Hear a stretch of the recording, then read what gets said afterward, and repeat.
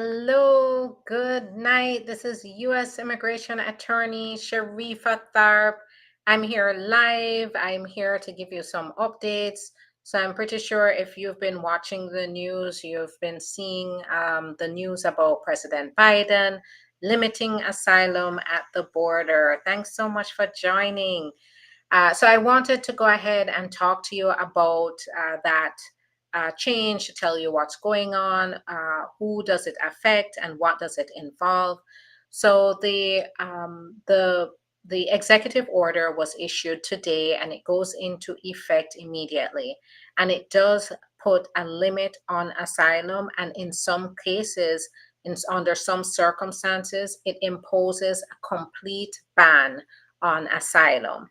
So this is only an executive order aimed towards the border, right? This is not a type of executive order that affects uh, immigrants who are already here in the US. But what this does essentially is it prevents immigrants who do need to come to the United States for safe haven from seeking asylum. Even if they have a valid claim, the Biden administration has made it so that they would not be heard. They would be turned around without being heard and put back in harm's way. So this is the dangerous part about this, is that even though it is meant to stem the surge of immigrants that are coming through the border illegally or without permission, it still then puts the harm on those who are seeking relief, who really need that relief. This has been a part, asylum, claiming asylum at the border or ports of entry has been an essential part of American policy for decades. And in the past, Trump has tried to also ban asylum, and that did not go well for him. But now we're seeing where the Biden administration is trying to do the same thing. Now, this is what it involves. This is what this executive order involves. If they see an encounter, so if they see an encounter over a 7-day period, an average of 2,500 per day, an average of 2,500 illegal crossings per day for 7 days, then they're going to have the authority. The officers at the border will have the authority to shut down the border. That means anybody, even if they have a valid claim to for asylum, will not be heard. You're not allowed to cross into the country. And anybody during that shutdown that still tries to enter the United States, even to declare asylum, will be turned back around, and you will be barred, and they will be barred for 5 years from ever re-entering the country. So that's the first. And this shutdown will go on for about 14 days, and then they will reopen the border and continue to process immigrants when the encounters with illegal crossings go down to below 1,500 over a 7-day period. So 1,500, below 1,500, an average of under 1,500 crossings per day for 7 days, then that will be the time that they will then reopen the border. Now, there are some exceptions to this rule. I just want to reassure you that this does not affect those who are already here, you're in asylum proceedings, you're in asylum process right now. This does not affect you. So your case is going to move forward even if the border is shut down. This also will be for those who are at the border. This is for those who will be coming, if they come across the border and they're unaccompanied minors, then they will be exempt from this, as in they can still be processed at the border for entry. Those who have been found to be victims of human trafficking, which that's very important because I do work with the T status. Of course, that does involve people even coming across the border, being carried by coyotes across the border, being snuck across the border by people who then take advantage of them, force them to work, force them to carry things across the border. Once they've been found to be trafficking victims because of issues like that, they are also exempt. So actually, once they've been identified as trafficking victims, then the T status would be an option for them. So this is a very important exception and or exemption here. And then, of course, anybody who has a visa, who has an appointment. So they do have, in order to further discourage people from trying to cross the border, in certain countries, they're allowing them to set an appointment through a phone app with CBP to then attend like an interview or an appointment with a CBP officer or a border official who will then evaluate them for asylum. That will continue to be processed. Now, those with visas, those who are citizens, those who are non-citizen nationals and permanent residents are exempt from this as well. So, keep in mind that there are some exemptions, but the point of this is anybody who is going for asylum will face, severe consequences. So not only can will they not be heard, but they may be turned around and they may be prohibited from coming back to the US and even criminally charged for trying to cross a border. So that part is definitely disturbing because when you think about it, think about if you put yourself in the shoes of an asylum seeker, when you are fleeing for your life and you have reached a point where you see hope and safety ahead of you, you see a safe haven, the last thing you're thinking about is going through um, if you have a chance to run across and be safe, you're going to do it, regardless of what the rules are, where the border is. And so, individuals who have a valid reason for fleeing across the border, even if that sometimes means they cross the border without permission, without any formal way, because they are fleeing for their life, right? They should be heard and they should be able to still have the ability to seek asylum.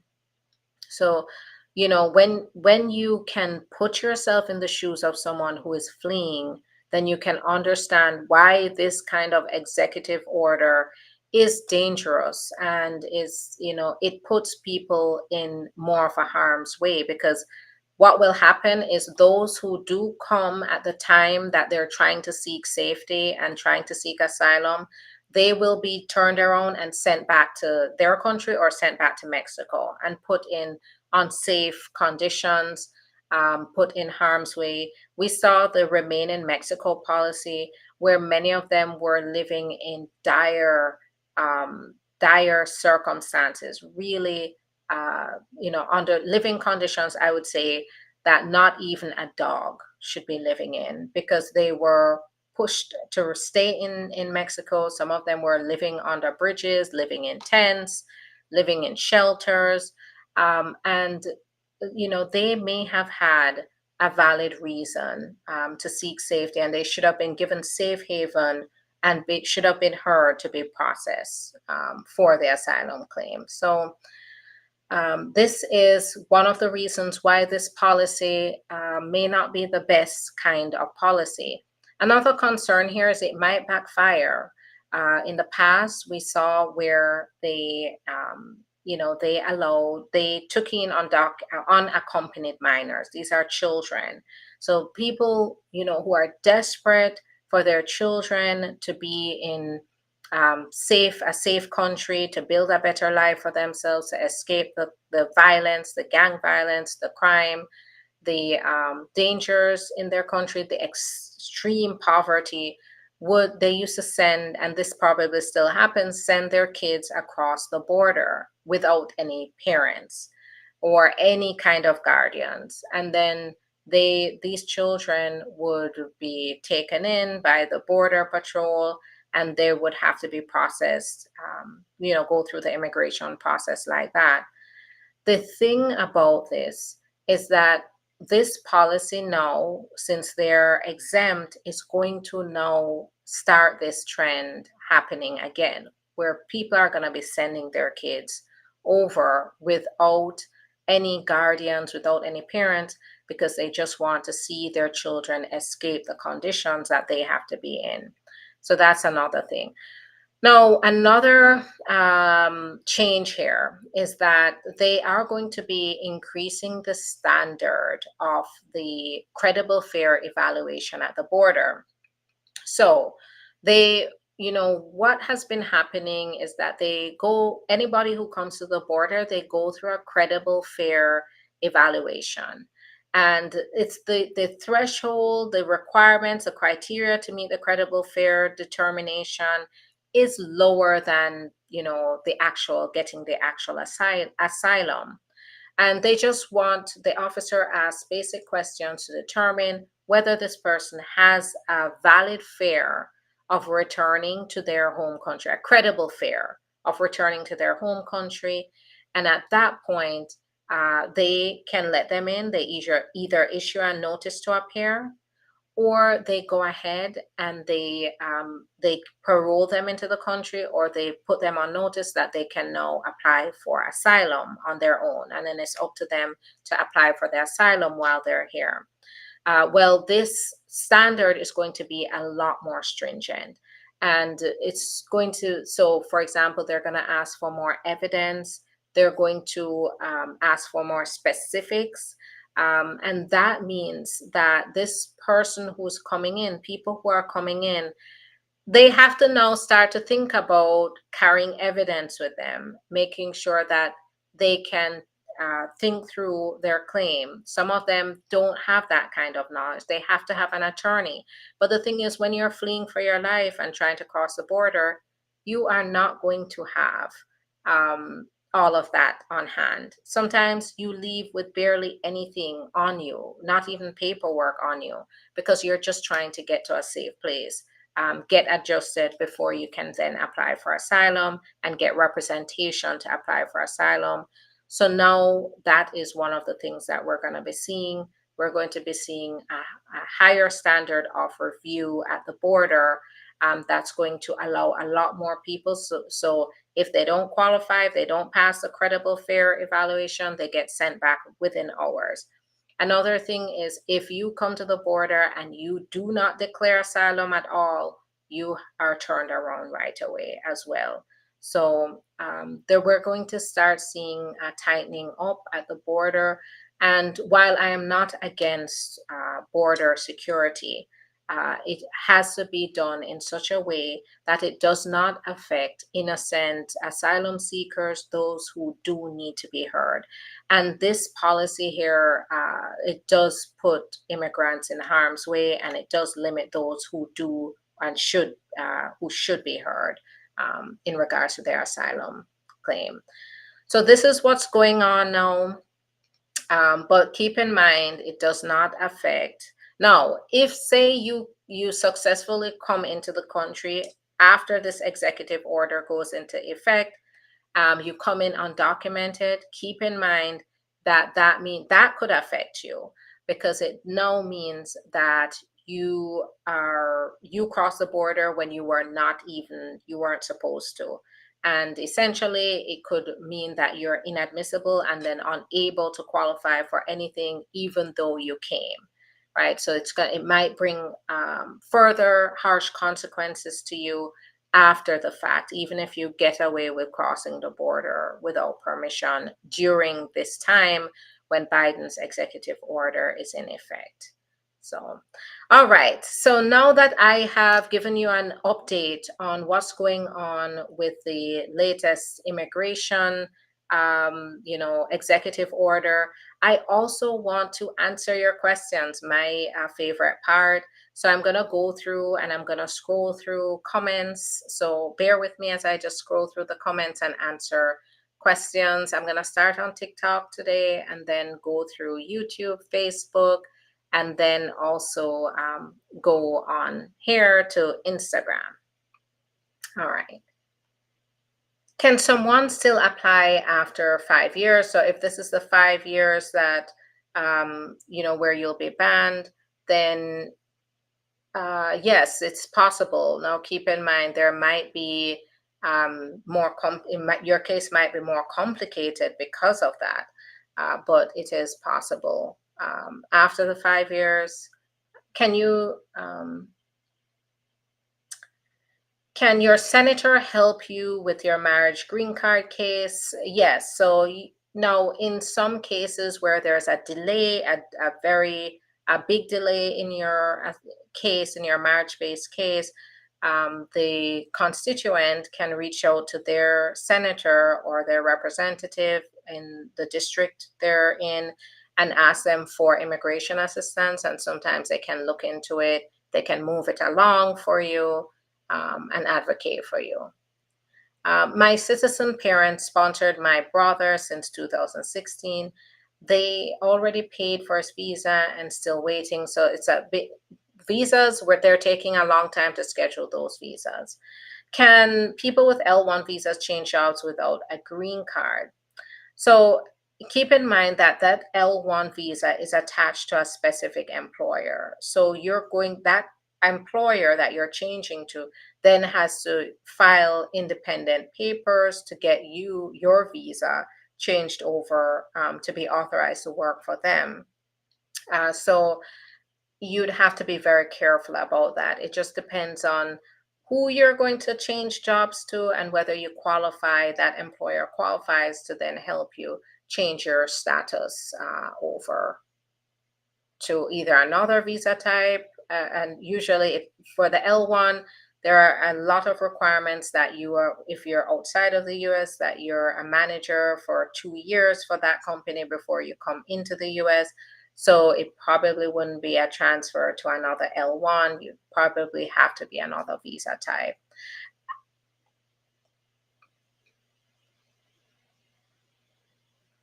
Hey, can you help my husband get his travel permit pushed through? So, for our firm, we definitely help our clients with their travel documents and travel permits, but we don't just do that for an individual. So, we do it for our clients, but not just for the travel document.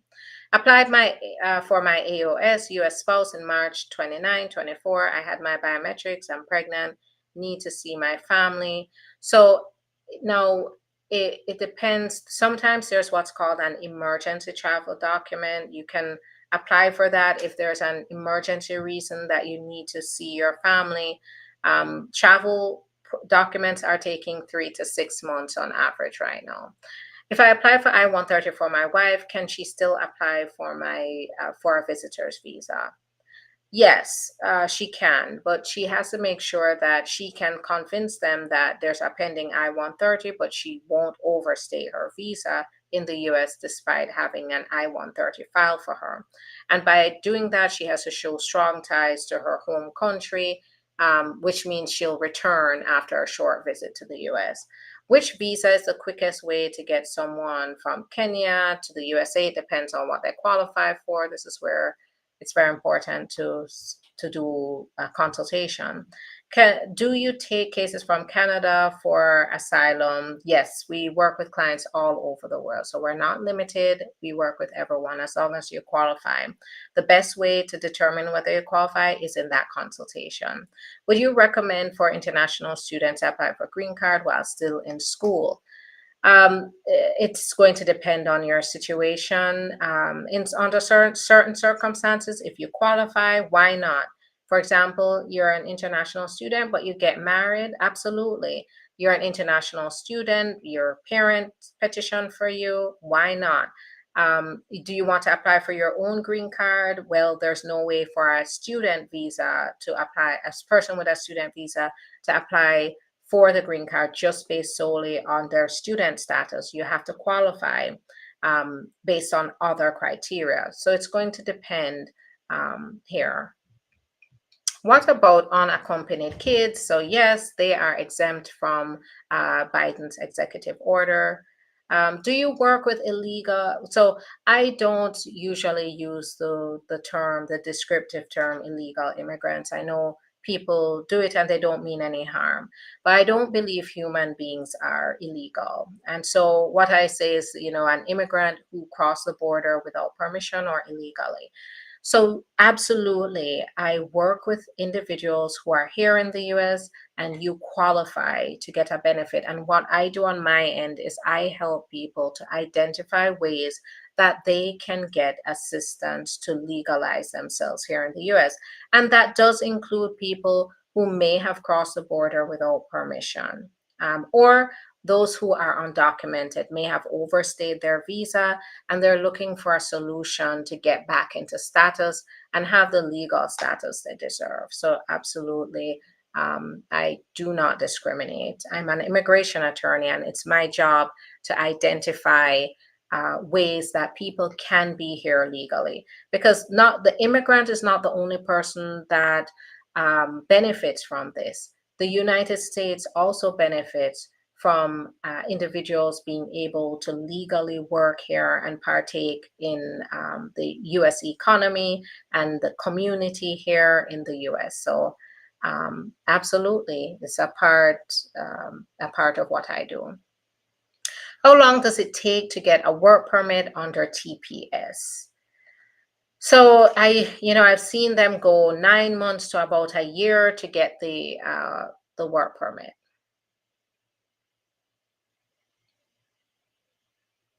All right. Okay.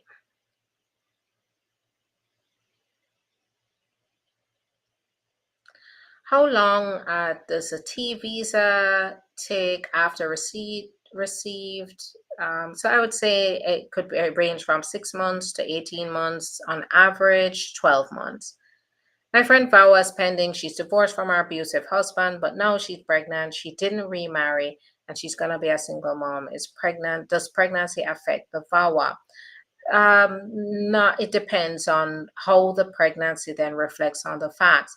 If the pregnancy is contradictory in some way to any of the facts that were previously presented, then it may raise questions. But I wouldn't say that being pregnant is going to affect a VAWA application.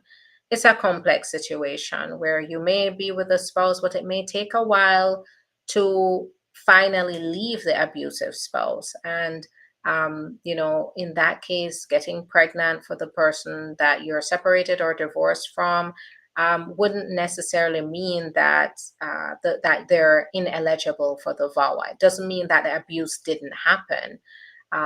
So it's hard to say just because this person is not my client. I haven't done an evaluation on them, but my instinct is to say not right off the bat, it would affect the VAWA unless the pregnancy now raises questions about the facts that were presented in the application. What if your husband didn't want to open a bank account with you? Is that a form of abuse? So I wouldn't say so. I wouldn't say that your spouse not wanting to open up a bank account is abusive. But what are the implications of it, right? It's everybody's right not to decide whether they want to open a bank account with their spouse or not. But if it's a part of a larger pattern of behavior and mistreatment, then that can be indicative of a broader pattern of abuse. For example, if the spouse is trying to prevent you from getting a bank account and so doesn't want to be on the bank account with you, so you can't control your finances, then that may be how they are very controlling of you, or one of the ways that they're controlling you and keeping you within their grasp. So, that fact alone is not going to qualify you for VAWA, but it's the entire pattern of behavior against you that's going to add up to show that you do qualify for VAWA and you have been mistreated. How can one get a work permit, but they overstayed their B1, B2 visa? So there are multiple ways, but keep in mind that none of those ways involve printing out a work permit application and applying for the work permit. But what we do in our consultation is we determine whether there is a way that you can qualify to get the work permit, which we've done for many of our clients. But it's going to depend on who are your family members, what are your circumstances to determine whether one of those options will qualify you for the work permit. But this is where it's so important. And if you want to learn more about those ways, I talk about them all the time here through the platform, Instagram. So if you want to follow me and continue to look at those videos, I guarantee they're binge worthy. You can go through and see a number of options that are available to get a work permit through forms of relief or benefits. So, but now for you specifically, you need to schedule a consultation, and then I can determine what you qualify for, and then we can go from there. Can an H-2A worker apply for a green card? Not just based on being an H-2A worker. You do have to still qualify based on qualifying family members, based on an employer, based on having a status that qualifies you for the green card, like the T status, or having asylum, or having the U visa. Those can qualify you. I was in a domestic relationship, which I didn't marry. I moved here, now I'm undocumented and overstayed. My domestic abuse was documented by law enforcement.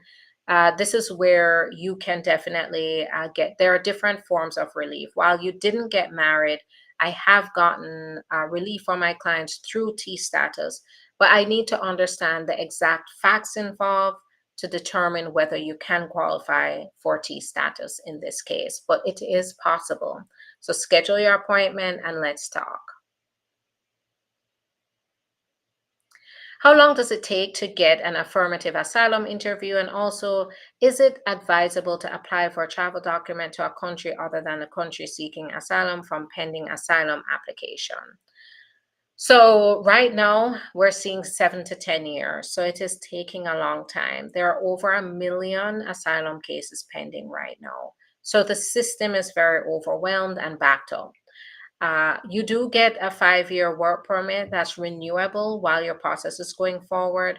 What I would say here with an pending asylum case, I would not encourage traveling on I mean, it has to be a very, very big emergency for you to travel. Because the pending asylum, remember, a part of asylum is the US is your hope here. This is your last hope to get safety. If you are now then traveling to other countries, it may open the door for the officer to ask questions about whether you could have sought safe haven in another country. So you don't really want to raise those issues. How long does I-130 take to be approved? I'd say 9 to 12 months. Can be less, can be more, but on average, that's what's the processing time, the approvals I've seen. If I'm a US citizen living with my spouse in Canada, can I file for my husband if I'm living in Canada? Or do I have to be in the US to apply? So I've represented clients who have lived with their spouse abroad, but by the time they were going through the final stages, which is usually at the NVC stage, we had to show that they had domicile in the United States and they were living here. So, having a home here, paying bills here to show that they do have a location that they're going to be living in the US. So that is going to be required, but you can start by filing the petition and then work on establishing domicile in the US later on.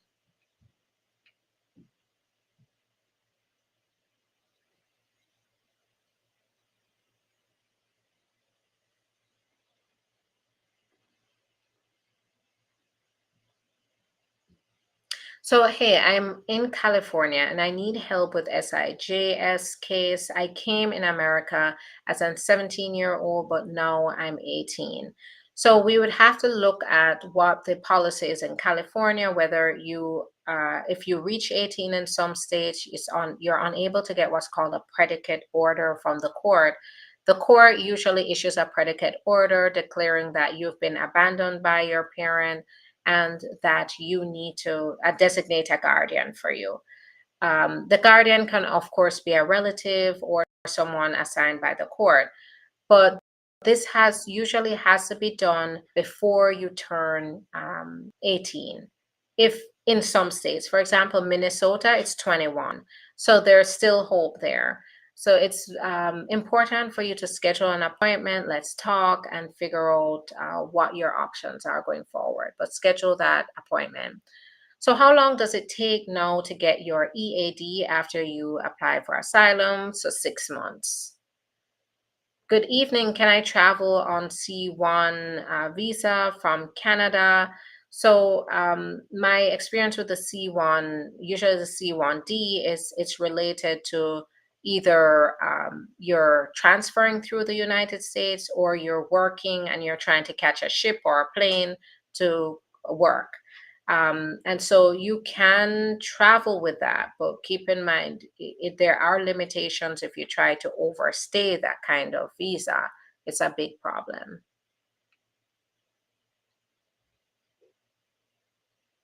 Now, keep in mind that I am not your personal attorney, so anything I say here is general information. This is where I leave it to you to get the personalized information you need to make take action.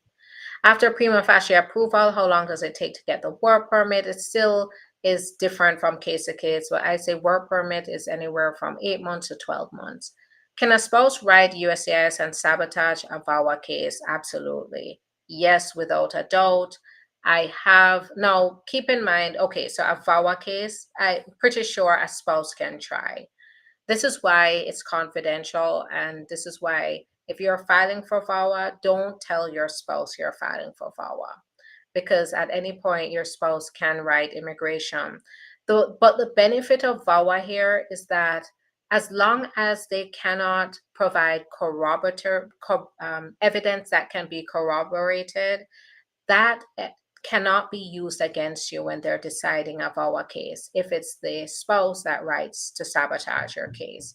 So in a way, you do have protections once you apply for VAWA, but I still would not count them out for trying. So you want to apply, so let's see here.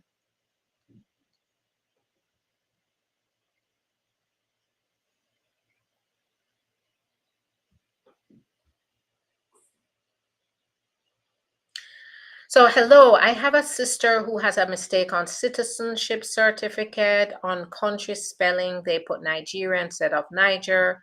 She filled in 565 to correct the error. She wants to apply for passport next week. Will this not be a problem? So, usually, when you're applying for the passport, you do need to provide your citizenship certificate, and that, yes, that can create issues in that they can spot discrepancies between your birth certificate and what the naturalization certificate says, and this can delay your passport process. Or in this case, they can end up denying it because of that. So you probably, and while I'm not your attorney, I don't know your case. I am not representing you. I can definitely see where it may create a potential problem in the passport process because you're required to send your naturalization certificate, and they're going to check it for accuracy as well. Hi there in Atlanta. It's nice to see you. Okay, my vow was approved on May 15. Congrats. How long will it take to get the green card? Got SSN work combo last year. So I would say about another year to year and a half for them to process the green card. My priority date is July 16th. I was DQ on October 7th, 2022. When can I expect to have my interview? So, they're taking a while. I'm seeing an average of a year and a half to 2 years just to get the interview, even after you've been DQ'd. Um, my friend's VAWA, so let's see, she's divorced. I answered that. All right. Let's see. So, how long does it take to get your 10-year green card after your VAWA 2-year conditional expired? So right now they're giving extensions of 4 years because it can take 2 to 4 years. If I got work permit through marriage, how long to get your green card? So it's taking under a year. I'd say 10 months to a year. I got my green card. What does CR6 category mean? So I would have to check, but I know it's conditional residence, so it sounds like a 2-year, but I'd have to check what category that is. What is the wait time of a VAWA case decision? So about 2.5 years. Keep in mind you do get your work permit and your social and your travel document to carry on with life while it's pending. How long does it take for a spouse to file for unemployment? I don't know. I'm not an employment attorney. If I had my work card for 2 years with Asylum, can I get a green card? No, you have to wait for the Asylum to be approved. I need your number to book an appointment. Go ahead. If you scroll to the top of this comment section on TikTok, you'll see the number. Call the number and schedule. Now, if you want to schedule your appointment, the best way is to go to the link in the profile and schedule your appointment on your own there. It's really easy. You can access my calendar. You can access Attorney Bria's calendar right away and then get on our schedule because the schedule does fill up very quickly and you want to make sure that you're on so I can help you as soon as possible. Son has been waiting for citizenship ceremony for 5 months now. Is that normal? No, it's not normal. I have had clients, multiple clients, be sworn in right in the office.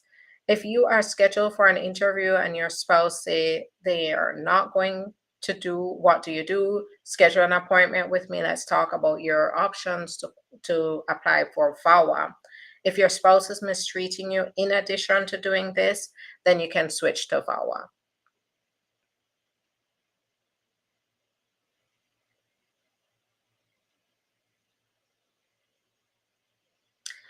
All right, I can't believe it's been 37 minutes already. I'm going to head out. Thanks so much for your time, everyone. I will be back again. But what I say here is go ahead, follow me, subscribe. As soon as you see me come on, then you can join me and we can talk through any updates I may have and then questions you may have for me. Once again, thanks for all your great questions. I appreciate it. And if you want to schedule an appointment, do that because our schedules are filling up as we help many immigrants get through this process. So go ahead and schedule your appointment and then we'll talk to you about your case. All right. Have a good one. Bye-bye.